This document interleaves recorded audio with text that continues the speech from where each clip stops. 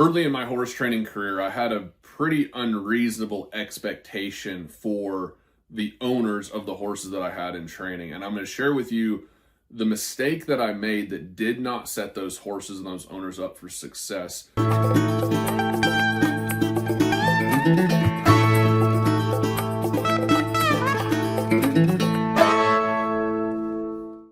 Hope that what I can share with you, this lesson that I learned that took me way too long to learn, that ultimately subjected those horses to less than ideal experiences.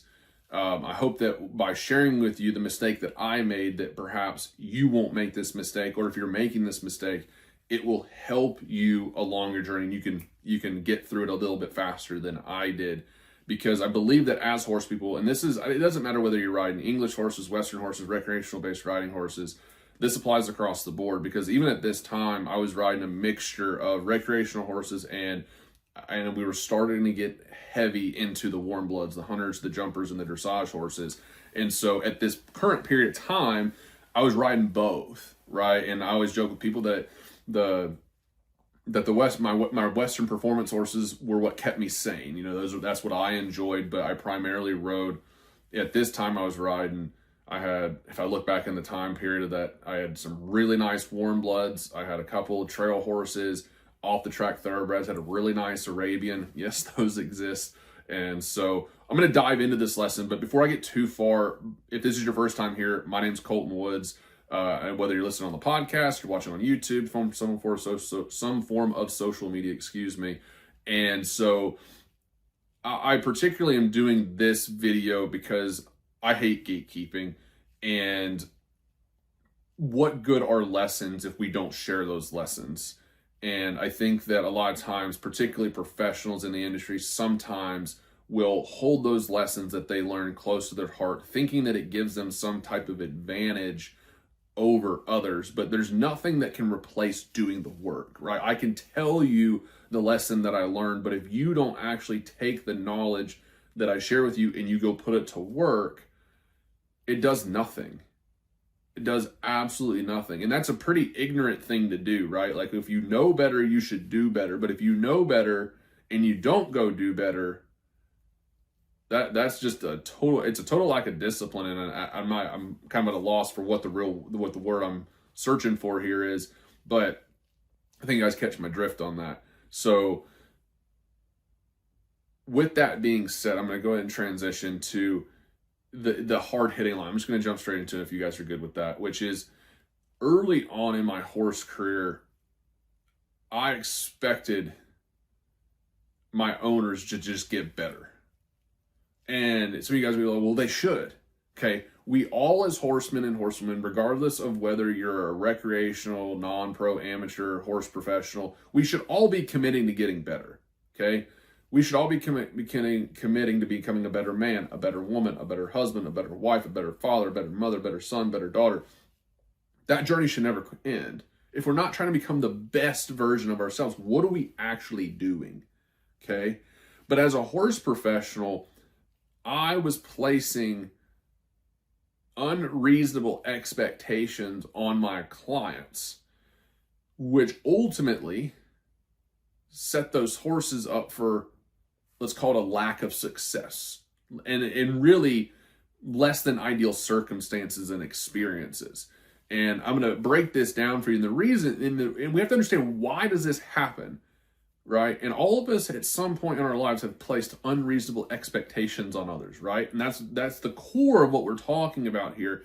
And who gets the blunt end of the stick in this situation? Well, is the horse, number one, and then two is the client, okay?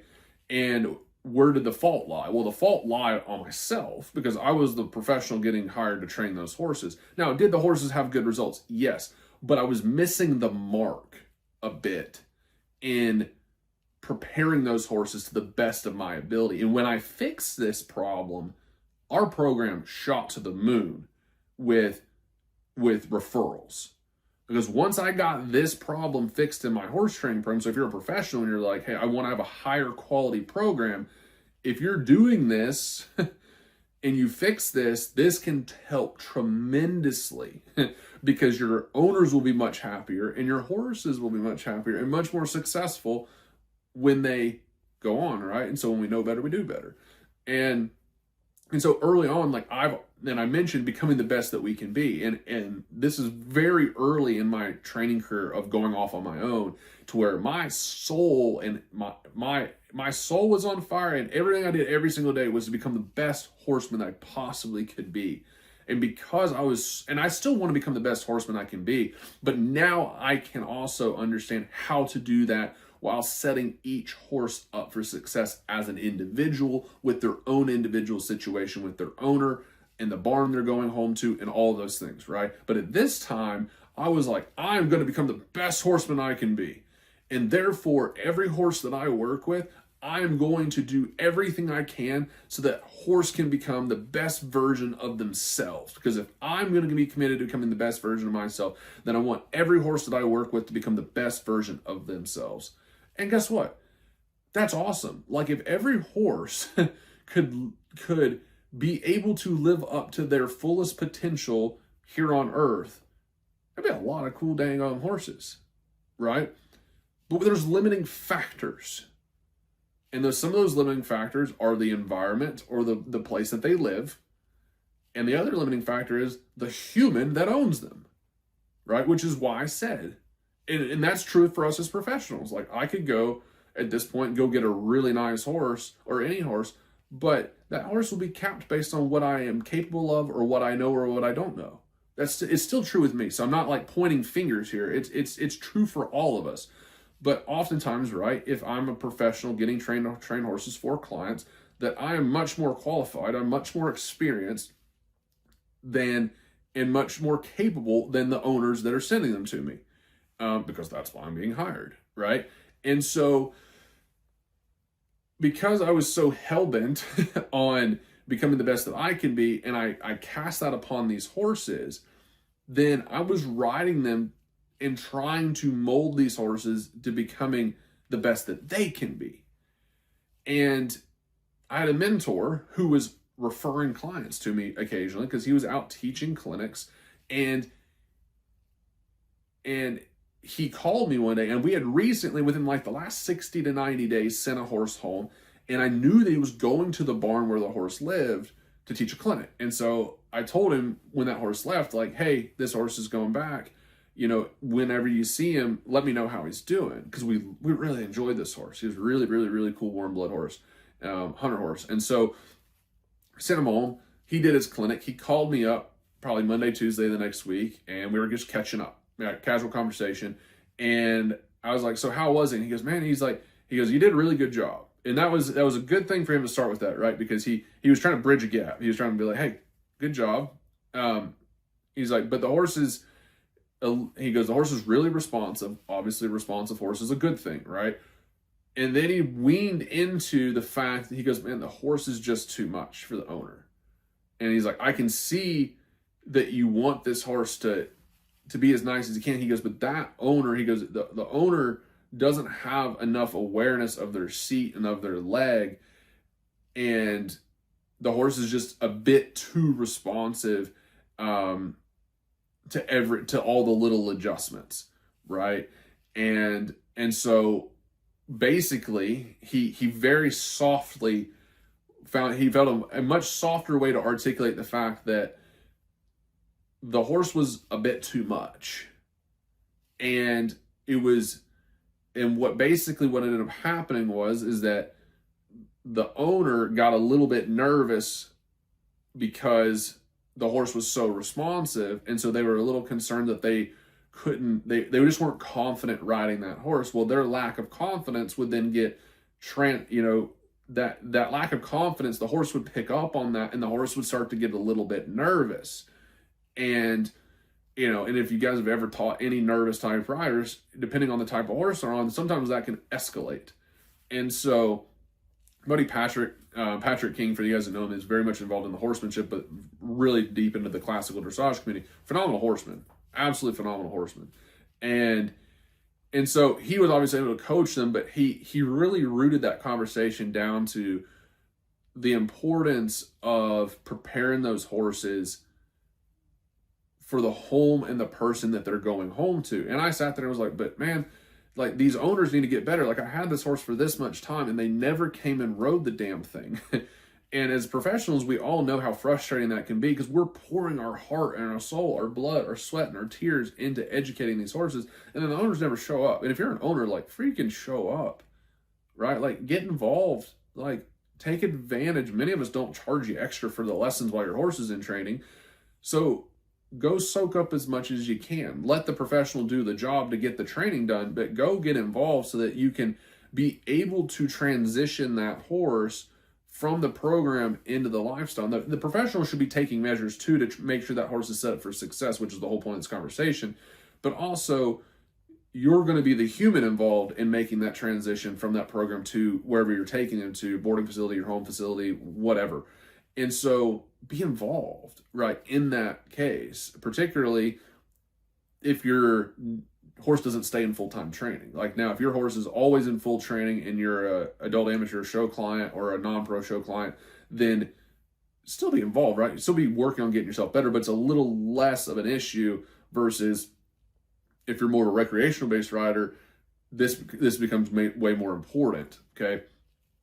And so he was really pressing on me and I kept pushing back and I was like, they need to get better. And he's like, listen, you know, you've got to understand that they're only going to do so much. And at this point, I'm like, but it was so hard for me to wrap my mind around the fact that people would not take advantage of the opportunity to get involved so that they could become better with their horse. Because guess what? That's what I did all day, every day. Was like, I am in this dusty arena by myself for hours on end from sun up to sundown, addicted to riding horses so that I can become the best horseman I can be. And just riding horses every day. Sometimes riding the same horse twice a day. All so that I could get better. Like a very addictive thing. And so it was so hard for me to understand like why I should settle, why I should compromise my values of doing things that were less than ideal for the horse. And that seed got planted to me from another mentor of mine when I was still interning with different trainers early on. And I'll tell you this story because I was riding for this guy and buckaroo fella and a super good horseman. I mean, I still admire his horsemanship today. Okay. When I was at his place, I can tell you exactly where I was standing when he got off the phone with a client and he kind of laughed and he looked at me and he's like, he goes, she asked me if I'd ride the horse with a stiff left leg because she has hip mobility issues and all this stuff. And this guy is very much committed to being the best that he can be. And so early on in my career, I saw that and I was like, I want to be like him. And I want to be the best that I can be. And I picked up on all of these things, right? I was very impressionable as a young horseman that did not grow up riding horses in the industry. And he made the comment like, no, I'm not going to ride that horse with a stiff left leg. And so it was one of those things that just got layered in the back of my brain that I didn't even realize until years and years and years and years later, even after I got past this. And so I had a little bit of too much of a lack of willingness to do things in a less than ideal way for the horse because I'd been around people that wouldn't compromise, right? And there's times where we shouldn't compromise values and certain things, but at the end of the day,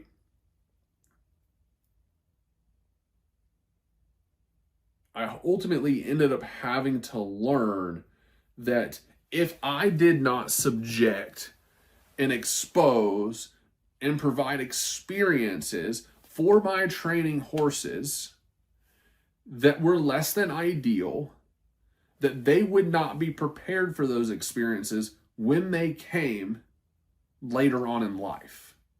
And that is principally true. Principally, I believed in preparing those horses, educating horses and people with a lifetime in mind. I was already on that path. That was the mission. I was sitting on a dun filly in the middle of the arena when I truly believe it was God that was like, because I'm sitting there going, how do I communicate? People ask me like, what do you do? And I'm like, how do I explain that I'm not just a broke horse trainer, right? Like, and because I was in the middle of getting out of that phase and building a real business. And it was, hey, you're educating horses and people with a lifetime in mind. And that lifetime in mind is really important because it's how we go about doing that. And at the core of that was preparing those horses for the rest of their life, preparing people for the rest of their life, sharing these types of videos and these podcasts with you guys in hopes that you'll take this and it'll serve you the rest of your life. And so I was already on that path, and after that conversation, I didn't just snap my fingers and go, all right, Patrick, I will certainly go expose all these horses to these less than ideal circumstances. Hell no. It took me like 18 months to swallow the pill because I was so hell-bent on becoming the best that I can be that I wanted other people to do the same. But I had to realize client after client after client after client, no matter how much they told me they would come ride with me, when they drop the horse off, they're busy. They have kids. They have spouses. They have jobs. They have all these other things. They're part of the reason they're sending me the horse to train is because they don't have time to train the horse. Like, get beyond not having the skill set. Hell, probably a 30%, 40% of the horses I trained for were other professionals. Like, over the years, as our brand and our reputation improved, we had other professionals sending us horses. And they weren't sending me the horse necessarily because they didn't have the skill. Some of them were because they were sending me some rank stuff. But other times they were sending the horses because they didn't have the time to do it. And that's always a constraint. If you're a professional listening to this, time is always a constraint for your clients. And yes, should they prioritize and all that stuff? Yes, we all should, okay? But it doesn't happen as much as we'd like it to. Yet at the end of the day, we're still on the hook for preparing that horse for the life that they're going home to. And so I didn't just snap my fingers and overnight change my mind. It took me like 18 months to go from they should just get better to I should get these horses prepared for the human they're going home to and the home they're going home to. Because guess what? That's what I had control over. I was expecting people to do things that I had no control over, which was to show up and to get better and to do the work that I told them they should be doing when they weren't at my place, when they were working with their other horses or working with their friends' horses, or maybe they should go to the gym or start eating healthier or like whatever, right? I don't have any control over any of that stuff. And I realized if I was going to build a very successful program, the success would be built on the fact that those horses were truly set up for success and able to be successful when they left my program for a reasonable amount of time, right? That I had to take responsibility and say, when I knew better, I had to do better. And I started to learn better, started to learn that I needed to expose those horses to circumstances and situations and approaches and just happenings that were less than ideal. So it wasn't like I had to get them to being used to, blow up inflatable dinosaurs and pool noodles and standing on top of them, right? I didn't need to get them used to that stupid crap, right? Unless you're trying to get them ready for an apocalypse, okay? And I got some friends that do that stuff, so I'm just kind of poking fun here for a minute. It's all in good humor, okay? But at the same time, I had to get those horses used to being saddled in a less than ideal way, right? I always try to saddle my horses as smoothly as possible. But I realized that 5'2" lady with the really tall horse and a heavyish saddle, she's just going to pick that saddle up and just take it right at that horse and then just chuck it up on him, okay? Could she learn to saddle that horse a little bit better? Yes, if you actually know how to saddle a horse, it has weight. You can get very heavy saddles on very tall horses very smoothly, even if you're short, because of a technique, right? But I don't have control over whether that person is going to take the time to learn the technique or not. What I do know is that horse might get subjected to being saddled that way, and if I don't prepare that horse for that, then when that lady takes that horse home, even if I show her how to properly saddle the horse before the horse leaves, there's still a high percentage chance that horse will start to move away from her. Might even set back on the rope to try to get away from it, depending on how she comes at the horse with it, right? And that horse ultimately would be subjected to stress would be subjected to a less than ideal circumstance, and it would create issues for the horse and for the human. Why? Because the horse wasn't prepared to handle that type of situation. And that goes for a horse being able to be kicked on a little bit more than what would be ideal, right? The ideal amount is not too little and not too much, okay? Right? And some owners, many owners, are not willing to do enough. So the horses have to be willing to do more with less, right? And other owners, and all of us do certain things where we do too much. And that could be pulling on the horse's mouth, kicking on the horse, whatever it is. Those are not romantic. Those are the things that I had to wrestle with, is that sometimes, like these owners, and just, I say owners, but people will take that horse and just grab that horse, the reins or the halter, and that horse has to understand how to navigate that situation. They can't just get emotionally upset and just have a come apart. It doesn't work, because if the horse has a come apart, now the human is in a less than ideal circumstance, and now the horse is in a less than ideal circumstance. And the thing is that the horse will continue to get the short end of the stick. If the horse starts to make too many mistakes, guess who ends up in a bad place? The horse. And my whole journey started in equine rescue. So at the core of my program, I've always gone, train these horses so well they don't end up in those types of situations. And none of us should be naive to think that our horses couldn't end up there. The number one way to keep our horses out of those bad situations is to make sure they have an education that they can carry with them. That way, if someone that happens to know what they're doing gets a hold of the lead rope or gets a hold of the set of the reins and starts to work with that horse, they might be able to discover that that horse actually was taught something of quality at some point, and they could bail them out of that situation because that horse has an education, right? And so at the core of my program was always making sure I was doing enough to make sure that those horses never end up in those types of situations. And fortunately, to date, none of the horses that I've trained that I know of have ever ended up in those situations. And we've trained a crap load of horses. That's that I know of. I'm not saying that none of them ever did, but as far as I know of, and we try to pretty good times, none of them end up in those situations. And a lot of that comes down to education, being desired, them having good behaviors, right? And so I don't want to get too far off track on this, which comes down to we have to get those horses prepared. And so from an owner's standpoint, a lot of times owners will make the decision of, I want to send my horse to this trainer because I like the way that they train horses. And that's all based on an idea of how you think that they train horses. Ultimately, what owners really want, and you guys as owners will agree with me, is that you want a horse that is actually prepared for the home that you provide, the job that you want to do, and prepared for you, right? You want your horse to be prepared as a partner for you. And you can understand that the better you get, that the better ways that you can do things with your horse, which will be more ideal for your horse. But if you send a horse to a trainer and the horse comes back and the horse is at their best ability, but the horse is too responsive or is not what the horse needs to be successful with you, ultimately what you paid for did not get delivered, right? You paid for the result that you got from that training program. And as trainers, we have to realize the best thing that we can do for that horse is set that horse up for success.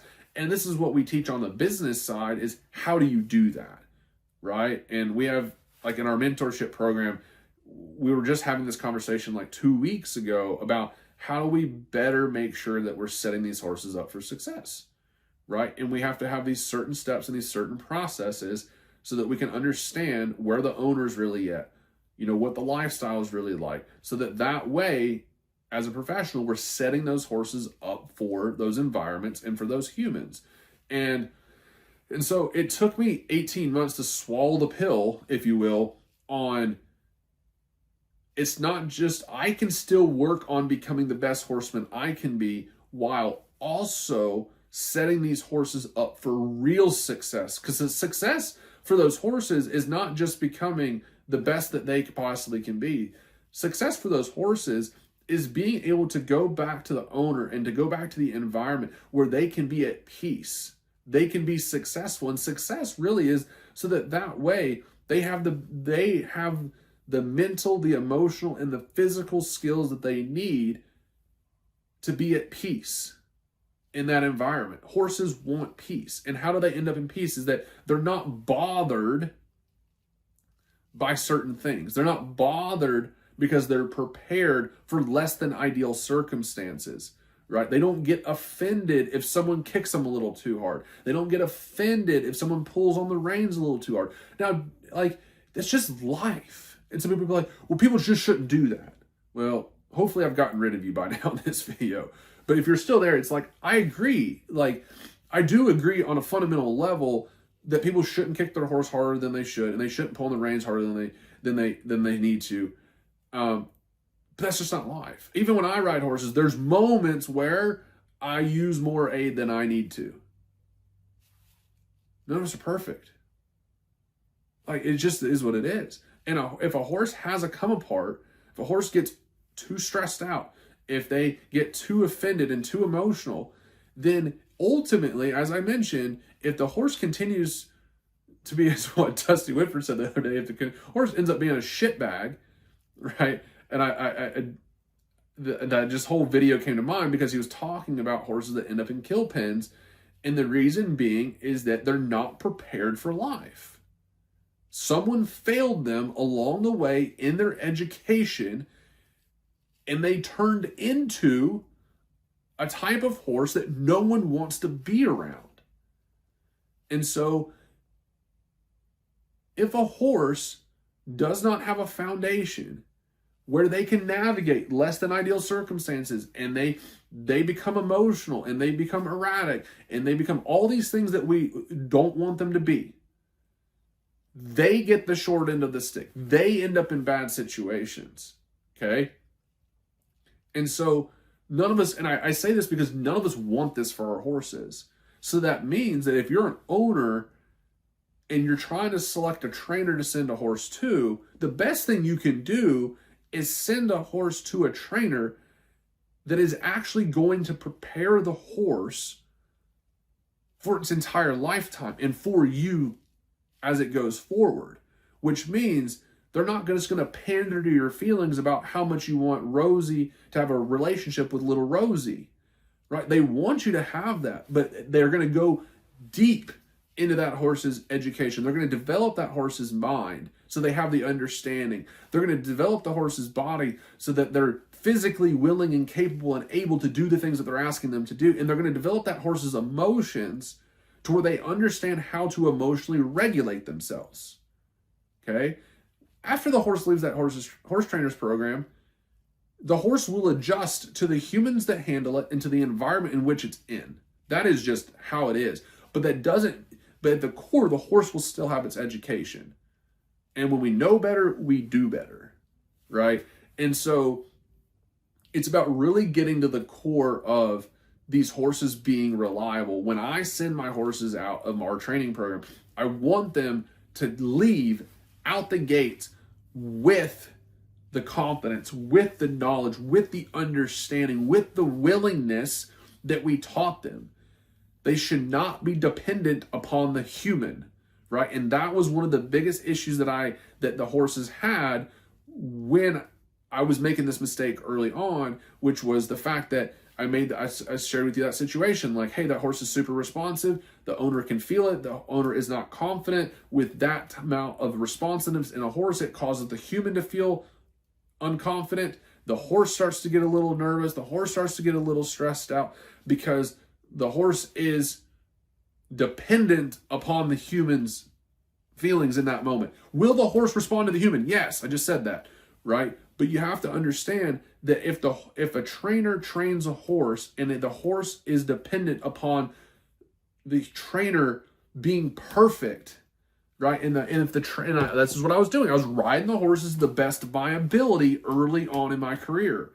And so those horses got used to someone that was confident, that was decisive, that was just being as balanced as I could be, that was being as ideal in my aids as I possibly could be, which means that as much as I spent time trying to make sure that things were ideal, I did not subject them to the things that were less than ideal, which was the things that they were going to face, because it's called life. And I had to grasp that concept that in order to prepare those horses, yes, the owner will try to ride the horse to the best of their ability, but at times they're going to get subjected to things that's less than ideal. The owner might lose their balance and pull on the horse's face, or kick them in the belly, or the saddle might slip, or whatever the case may be. And if the horse is not prepared to handle it, it's going to put the horse and the human in a bad situation. And if I really am committed to educating horses and people with a lifetime in mind, then I've got to get real about what that actually means. And I actually need to get these horses prepared for the rest of their life, to where the horses, and I've been able to do this in a way that the horses are not robots. If any of my clients ever see this video, they're going to go, this makes a hell of a lot of sense, because I still was able to have an ongoing communication with my horse. My horse was not robotic, right? You can get to the core of this and really ingrain the understandings and the willingnesses within these horses without them becoming without it being tyrannical, right? You can still have the partnership. And that's why I would say is what you do develops the skills. How you do it develops the partnership, right? You can subject horses to less than ideal circumstances, because that's what you're doing, and that what you do develops the skills. So now they have a skill set to navigate less than ideal circumstances. And how I navigate those situations can further develop the partnership. And really what I'm trying to do with those training horses is develop their faith in the human, right? So it's not predicated on me as a person, but rather on them listening to people along the way, right?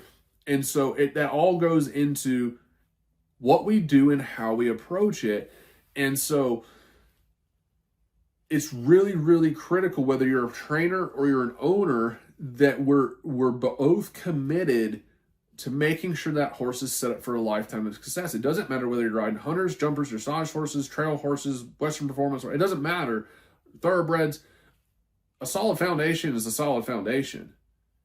And that's what this is developing really solid foundations. And so we would always approach our program as like, hey, within the first part of the program, like, we're developing that foundation. And we had 3 phases, right? And then the third phase was what we called on-the-job training, which was taking all the foundation components and then specifically honing that into the job that horse would have when it went home. If it was a working ranch horse job, then they got exposed to working ranch horse type situations. If it was a dressage horse, then we took all the foundation pieces and then focused that towards the dressage maneuvers and the dressage situations that horse would go into, be subjected to, right, to the lifestyle that they would live and what would be expected of them. So they have as smooth of a transition as possible, right? And so everything we do is built on the values and the beliefs and the perspectives that we hold. And the more aware we are of, why do I believe what I believe? And do I truly believe what I believe? Right? Because as I mentioned, I believe in becoming the best that I possibly can be. I believed it then, well over a decade ago, and I believe it now. Right? And I also used to believe that the owner should just be involved. The owner should just get better. The owner should just get better. I still believe that today. That every human with horses should be committed to getting better. But I also have to understand my role as a professional, as a trainer. Now, I don't train that many horses for clients anymore because of how busy we are with education and I can only help so many horses and so many people if I ride 8 a day. But if I can go teach, if I can help mentor, we have our horse business manager, like we help other professionals. And if I can help 10 professionals or 10 horses, if I help 10 professionals, the ripple effect through the industry is much larger. We help way more people, way more horses than I do if I just help 10 horses individually, right? And so that's all educating horses and people with a lifetime in mind, right? And so we stay committed to that path, and so making sure that our beliefs, what we currently believe, affects what we do and how we do it, right? And many times, like what I was doing was still training those horses. But as I shifted my belief system to understanding that if I truly was going to set those horses up for success, I didn't necessarily change what I was doing, right? I shifted my belief system on what was the real priority. How do I really set these horses up for success? Well, I had to change my belief system around the fact that it was my responsibility to set those horses up for success, because that's what I have control over. And if I really wanted to set those horses up for success, that I had to prepare them for those situations. I had to shift that belief system. And then what did it do? It didn't change what I was doing. It changed how I was doing it. I kept doing what I was doing, but because my beliefs changed, how I was training evolved. It progressed. And then what ended up happening was my horses and my owners were able to have better results. They were able to have better experiences. And you guys have ever heard me talk about be, do, have. It's the ultimate success formula of becoming, doing, having. And a lot of us get frustrated because we're doing what we think we need to do to get the results that we want to have. That's what I was doing, but I wasn't getting those results. So I was like, I'm doing what I need to do. But it wasn't because of what I was doing. It was because my beliefs were off, my perspective, my value system was not honed in enough. So I had to change how I was approaching things. I had to change my perspective, which changed not what I was doing, but how I was doing what I was doing. And then that made the experiences better for the horse and the human. Okay. And so that's only taken me like a decade and a half to get down to be able to break this down into that. But it understands that if we really want to change the results that we're getting with our horses, we don't need to first go to what we're doing. We need to go before that to the beliefs, the perspectives, how are we seeing things? Because the way that we think, the way that we perceive affects what and how what we do, right? So if we can shift that has to shift in order for our actions to shift. When we understand, when we have a shift in belief of this is possible, this is in the horse's best interest. This does set the horse up for success.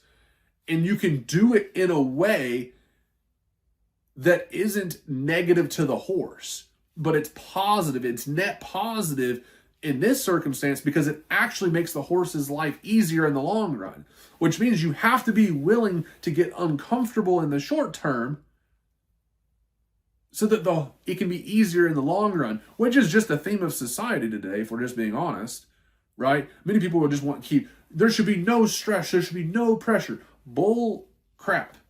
That's not life. It's not how it works, right? So, but many of those people that believe that, the belief system, the value system, the perspective is off. So it changes what they do and what they get. You guys get my point? That's why we have to start the beliefs, so that we can change not just what we're doing, but how we're doing what we're doing, so that we can have better results. Okay? So that went a bit longer than I expected, but it's real raw truth. If you guys found it helpful, if you find it insightful, feel free to share it. Let me know if any of this was helpful. If you got further follow-up questions, drop them down in the comments, those sorts of things. And really appreciate you guys being here. And, if there's anything we can do for you, never be afraid to reach out. And we'll see you guys on the next one.